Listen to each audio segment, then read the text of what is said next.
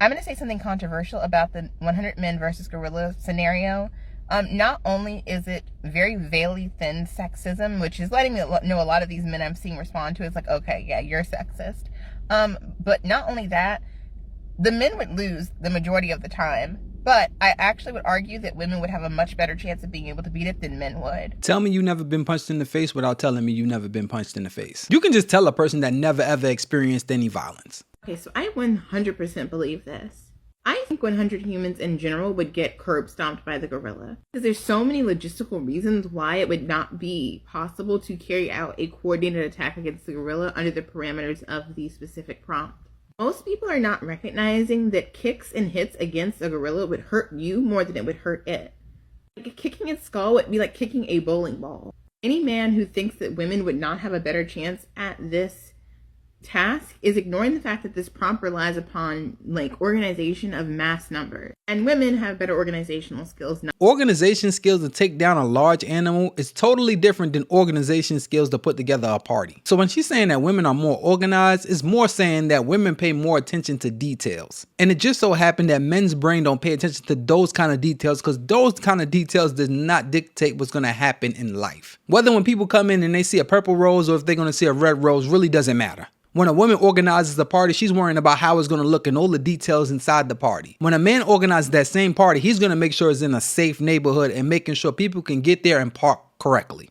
That the hubris and ego of men, that we're seeing in a lot of these responses of being like, oh yeah, men would get this, would get a lot of them killed because you're underestimating your opponent and overestimating your own skill. Expectation would quickly meet reality, and reality would bitch slap you in the face. Once that happens, all that hubris just melts on away. Let's actually get into it. Let's take out the idea that there would be men who would run away from the fight completely once they see other men get eviscerated. Let's think about the logistical reasons why that this fight would not turn out well.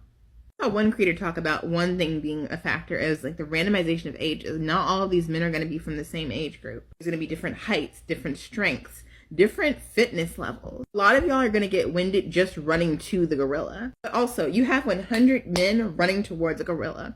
Once he starts to attack that first row of men, they're falling down and or landing on top of other men. Those men are now out of commission and or tripping over themselves. The funny part is I didn't really see too many men saying that they would beat the gorilla. In mostly all the videos that I've watched, the men said that the gorilla was going to win hands down. It's funny how she can do all this critical thinking when it comes to the man taking the L. I'm really trying to figure out where is this critical thinking when she thinks that the women are going to win. Because if the men that are stronger, bigger, cannot beat this animal, I'm trying to figure out the women that are physically weaker, slower, and every other athletic skill under these men are going to win. How is that going to be possible? Men saying, oh, we'll just tire him out. We'll just tire him out.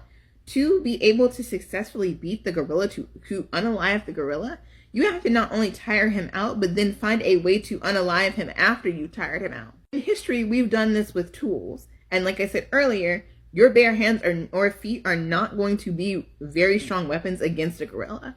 They have strong muscle mass and tough skin and fur and bone structure that allows them to be able to tank hits from a puny human. Once you've gotten him down, how are you going to beat him? The best thing that you have at your disposal is either strangulation or just piling on top of it and crushing it or making it so that he can't breathe.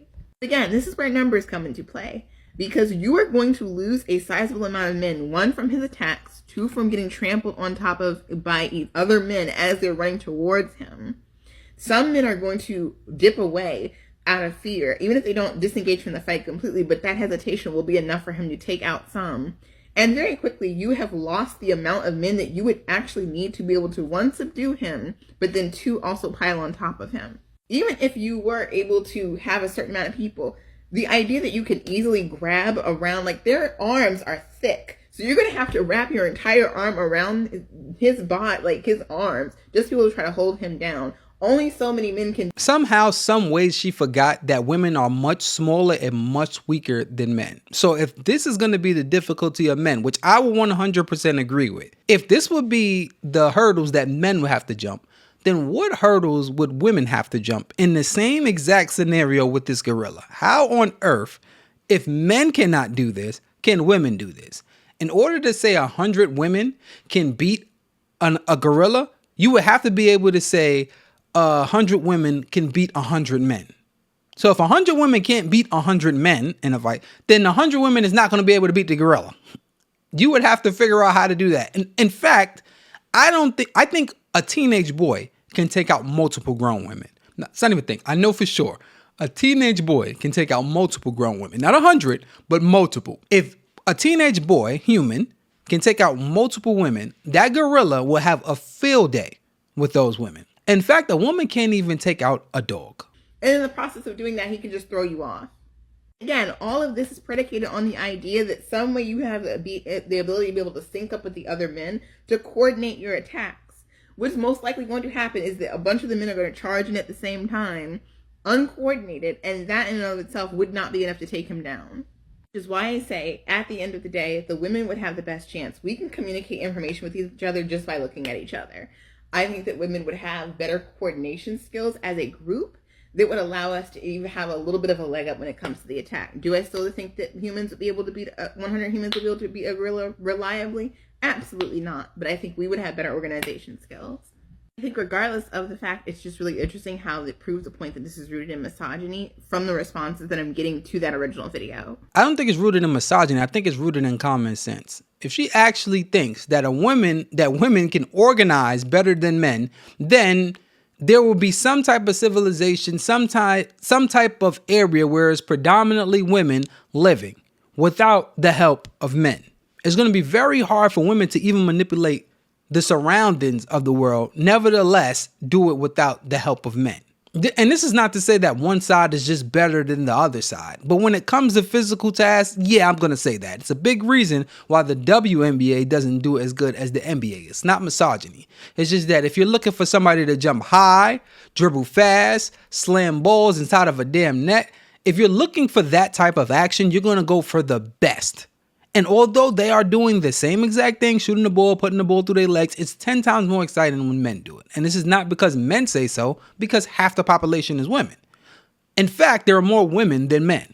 So just with those numbers alone, the WNBA can soar up if women just support the WNBA.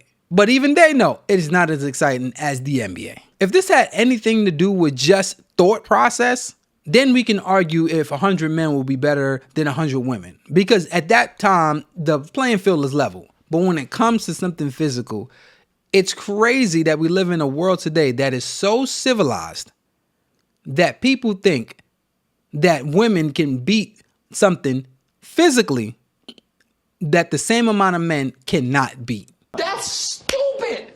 Use your common sense.